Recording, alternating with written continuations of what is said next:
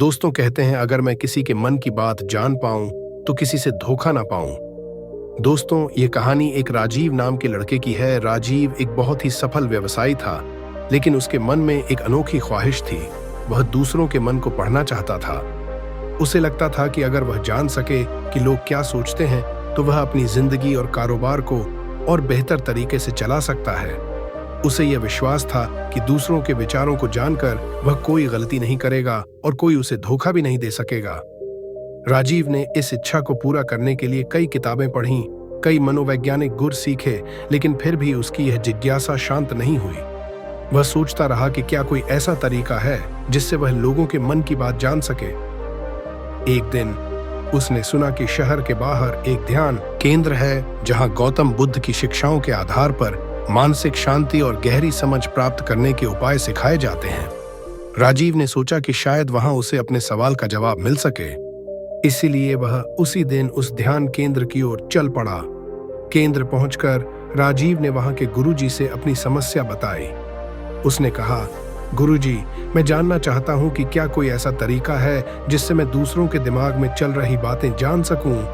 अगर मैं यह जान सकूं कि लोग क्या सोचते हैं तो मैं हमेशा सही फैसले कर सकूंगा और कोई मुझे धोखा नहीं दे पाएगा। गुरुजी उसकी बात सुनकर मुस्कुराए और बोले, तुम्हारी जिज्ञासा स्वाभाविक है, लेकिन इसका समाधान थोड़ा अलग है। मैं तुम्हें गौतम बुद्ध की एक महत्वपूर्ण शिक्षा सुनाता हूं जिससे तुम्हारे सवाल का उत्तर मिलेगा। गुरुजी ने एक कहानी सुनानी शुरू की। प्राचीन काल में एक व्यक्ति बुद्ध के पास आया और उनसे वही सवाल किया जो तुमने पूछा है। वह जानना चाहता था कि वह दूसरों के मन की बात कैसे जान सकता है। बुद्ध ने उसे देखा और कहा, दूसरों के विचारों को जानने से पहले अपने मन को समझो। जब तुम अपने मन को पूरी तरह से जान लोगे तो तुम्हें दूसरों के विचार पढ़ने की जरूरत नहीं पड़ेगी। वह व्यक्ति हैरान हो गया। उसने कहा, लेकिन मैं तो दूसरों के मन की बात जानना चाहता हूं ताकि मैं सही निर्णय ले सकूं और कोई मुझे धोखा न दे सके। बुद्ध ने समझाया, जब तुम्हारा मन शांत और स्थिर हो जाएगा तो तुम अपने आसपास की हर चीज को स्पष्ट रूप से देख सकोगे। तुम्हें लोगों के विचारों को जानने की जरूरत नहीं होगी, क्योंकि उनके इरादे और भावनाएं तुमसे छिपी नहीं रह पाएंगी।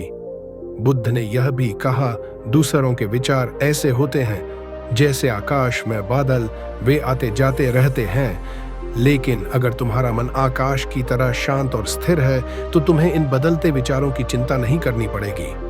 तुम हर स्थिति को सही दृष्टिकोण से देख सकोगे और सही निर्णय ले पाओगे।